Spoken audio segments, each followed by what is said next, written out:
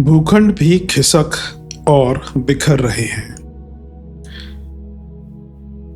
नृतत्ववेत्ता Robert रिएस और John Holden की संयुक्त खोजों और निष्कर्षों के अनुसार प्रागैतिहासिक काल में ऑस्ट्रेलिया, दक्षिण एशिया, अफ्रीका और दक्षिण अमेरिका के इन दोनों अलग अलग दिखने वाले महाद्वीप कभी एक थे।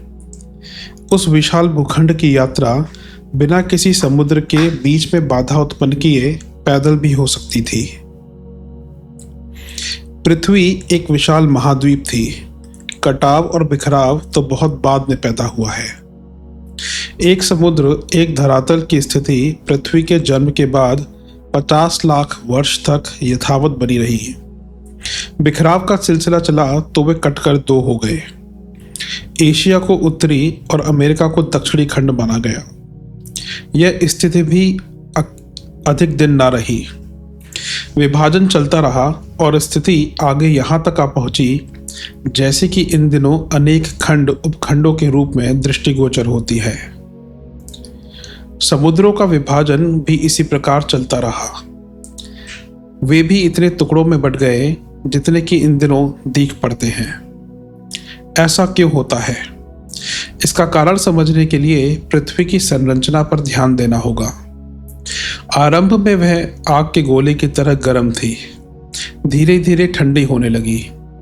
ऊपर की परत मिट्टी जमी, पानी बरसा, समुद्र बने और वनस्पतियों तथा प्राणियों का उद्भव आरंभ हुआ। किंतु भीतरी गर्भ में अभी भी वह पिघले हुए गर्म लोहे जैसी बनी हुई है। उसके ऊपर ठंडी परत तैरती रहती है जिससे हम उपयोगी पदार्थ खोद निकालते हैं और जिसकी उर्वरता पर निर्वाह चलाते हैं। स्थिति को और भी अच्छी तरह समझने के लिए ऊंचे पहाड़ों की उपमा दी जा सकती है। उन पर चिर पुरातन काल से बर्फ की एक ठोस परत जमी है। वह मुलायम होती है और गर्मी आने पर पिघलने लगती है। तब उसकी चट्टानें कटने और फिसलने लगती हैं। ठीक ऐसा ही पृथ्वी के मध्य में प्रायः 80 किलोमीटर मोटी गर्म परत के बारे में समझा जा सकता है। उसके ऊपर ठंडी मिट्टी की परत तैरती रहती है। क्रमशः गर्म भाग ठंडा होता और सिकुड़ जाता है। इस सिकुड़न के फलस्वरूप ठंडी परत फटने और बिखरने लगती है। जिधर भी उसे ढलान मिलता है उसी ओर खिसक जाती है। वजन का भारीपन भी उसे हल्की दिशा में धकेलता रहता है। इस ठेलम ठेल में कई बार ऊपरी परत के टुकड़े आपस में टकराने भी लगते हैं। दबाव जिधर का अधिक होता है उधर का मलबा दूसरे कोमल कमजोर पक्ष को दबोच लेता है। दबाव अधिक और पोल में गुंजाइश कम रहने की स्थिति में कुबड़ उभर आता है। इन्हीं को पर्वत श्रृंखलाएं कहते हैं। हिमालय जैसे पर्वतों को ऐसे ही कुबड़ समझा जा सकता है जो एक भूखंड के दूसरे पर चढ़ बैठने के कारण उभरे हैं। भूखंडों की भगदड़ और फिसलने अभी भी समाप्त नहीं हुई हैं। ऐसे आधार बन रहे हैं जिनसे प्रतीत होता है कि यह विभाजन अभी और होगा और जितने महाद्वीप भूखंड इन दिनों दृष्टिगोचर होते हैं उनकी तुलना में अधिक बनेंगे। वैज्ञानिकों के एक वर्ग का कथन है कि अगले दिनों न केवल बिखराव की वरन एकीकरण की भी संभावना है। उत्तर अफ्रीका का भूखंड भूमध्य सागर की ओर दौड़ता हुआ यूरोप से जा मिलेगा। तब भूमध्य सागर एक छोटी झील जैसा रह जाएगा। इसी प्रकार यह भी संभावना है कि ऑस्ट्रेलिया, इंडोनेशिया आदि चीन के साथ जुड़कर एक नया विशाल महाद्वीप निर्मित करें। तब अमेरिका उतना लंबा न रहेगा जैसा कि अब नक्शे में दिखता है। उस परिवर्तन के प्रभाव से उसका भूभाग गोल या आयताकार बन जाएगा। बढ़ने और सिकुड़ने की प्रकृति प्रक्रिया ने अपनी धरती को भी टूटने और सिमटने के लिए बाध्य कर दिया है। ऊंचे उठें और असामान्य के संपर्क में आए। जैसे जैसे हम ऊंचे उठते हैं वैसे ही वैसे सामान्य से आगे की असामान्य स्थिति का अनुभव करते हैं।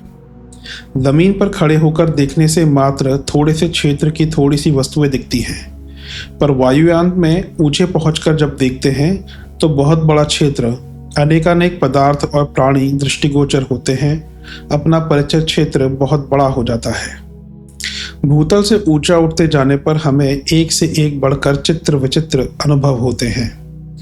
धरती की ऊपरी परत पर रखे हुए पदार्थ ठोस हैं, किंतु ऊपर भाप रूप में इससे भी असंख्य गुनी बहुमूल्य संपदा उछलती उमड़ती फिर रही है। वहां शक्तियों के भरे पूरे केंद्र समुद्र लहलहा रहे हैं। धरती का वैभव इस अंतरिक्ष संपदा का एक ही छोटा अनुदान है।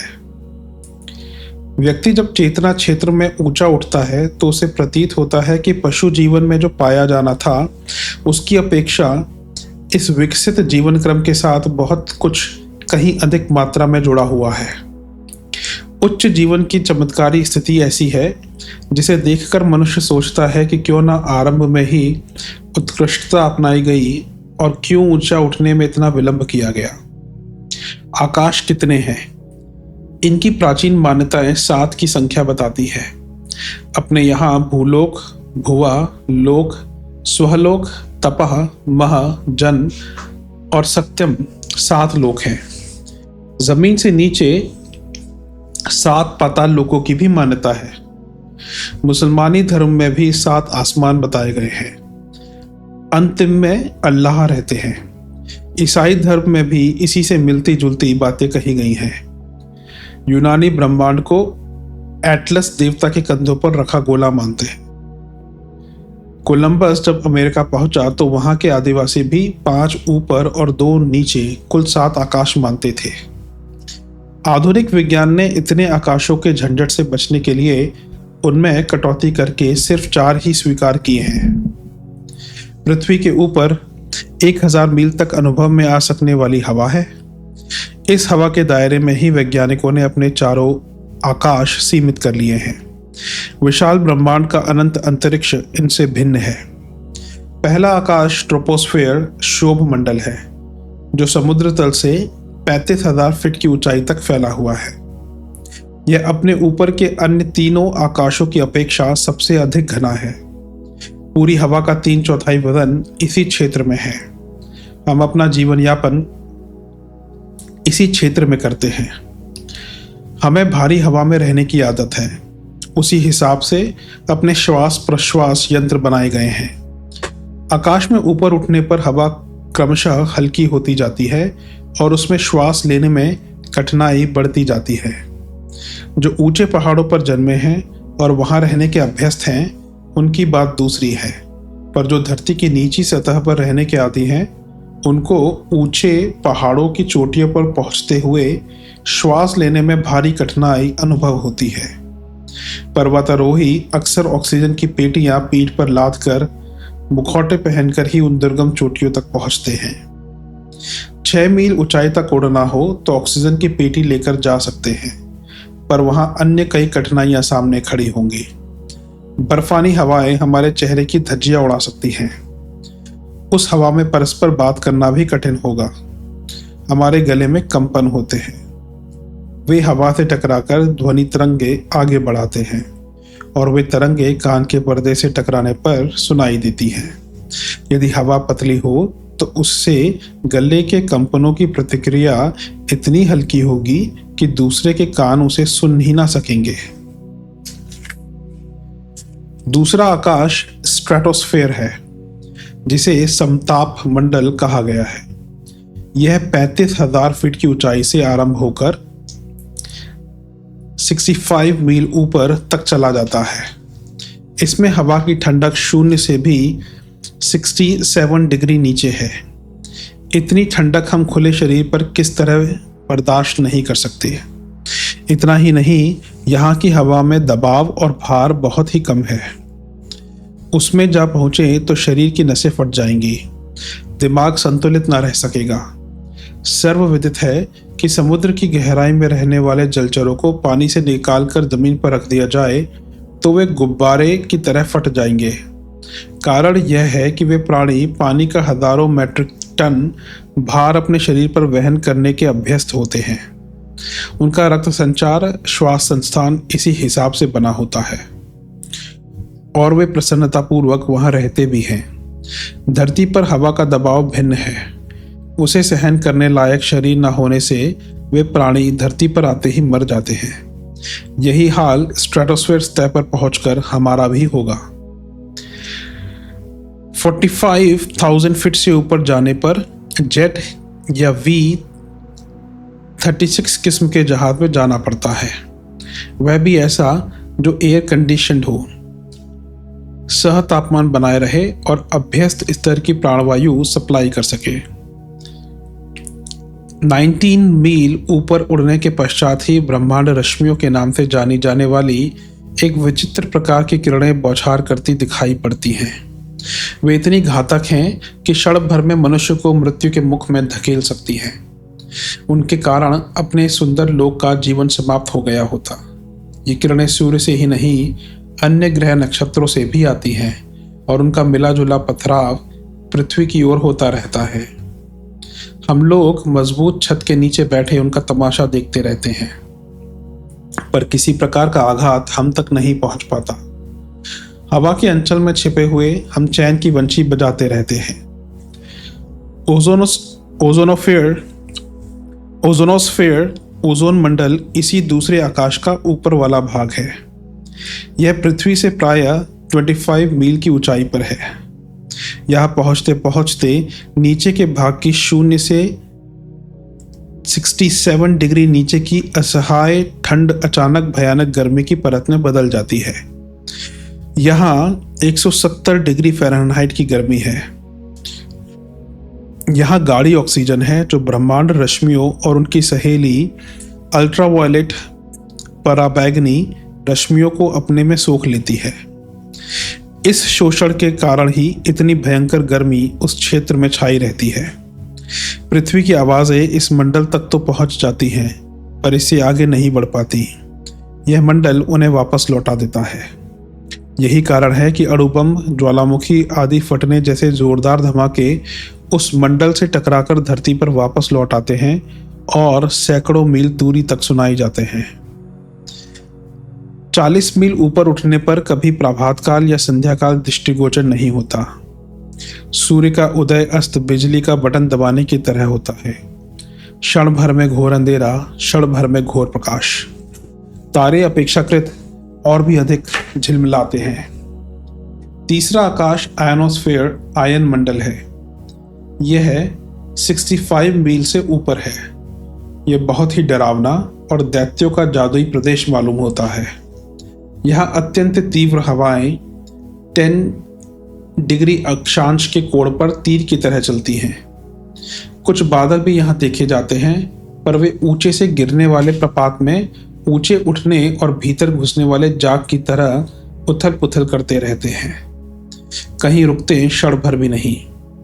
इस क्षेत्र में सघन अंधकार छाया रहता है, जिसमें रह रहकर बिजली की विशालकाय लपटें भभकती रहती हैं।